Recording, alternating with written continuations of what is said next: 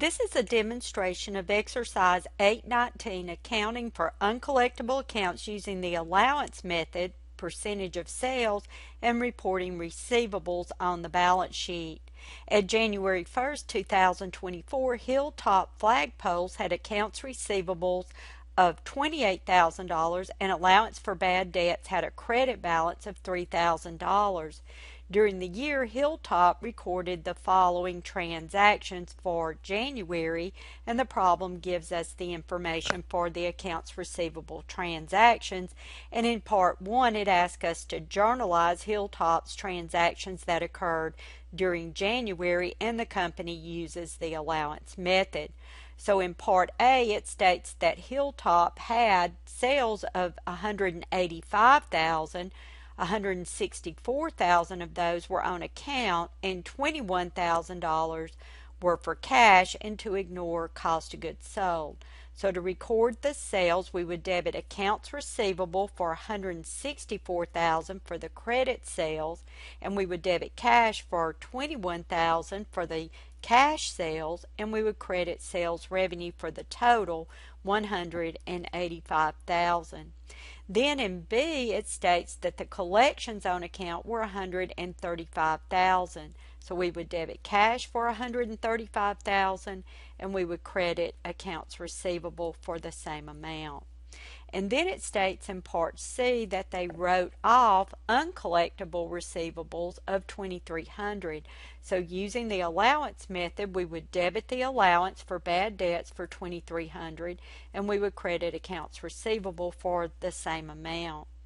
In part 2, it asks us to post Hilltop's transactions to the accounts receivable and allowance for bad debt T accounts, and we have the balances that were at the beginning of January already shown of $28,000 in accounts receivable and $3,000 in the allowance account. Now we're going to post the amounts from the transaction. So we would have a debit to accounts receivable for $164,000 for the credit sales. Then we would have a credit to accounts receivable for the collections of $135,000.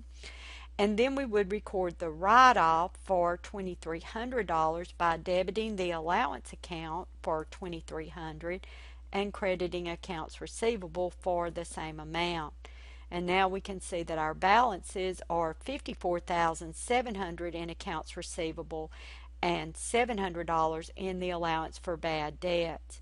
In part 3, it asks us to journalize Hilltop's adjustment to record bad debts expense, assuming that Hilltop estimates bad debts as 3% of credit sales on January 31st, 2024, and then posts the adjustment to the appropriate T accounts. So we would take the amount of the credit sales, which were $164,000, and when we multiply that by 3%, we get $4,920. And to record that adjusting entry, we would debit bad debts expense for $4,920 and credit the allowance account for the same amount. Then we would post those, so we would have a debit to bad debts expense for $4,920 and a credit to the allowance account for $4,920. So now we have our adjusted balance for the allowance account of $5,620. In part 4, it asks us to show how Hilltop Flagpoles will report net accounts receivable on its January 31st, 2024 balance sheet. So we have a partial balance sheet and we're going to record the net amount of the accounts receivable. So the gross amount from the T account for accounts receivable was $54,700, and we would subtract from that the balance in the allowance account of $5,620, and that gives us a net amount for accounts receivable of $49,080. And that is the conclusion of the demonstration for exercise 819.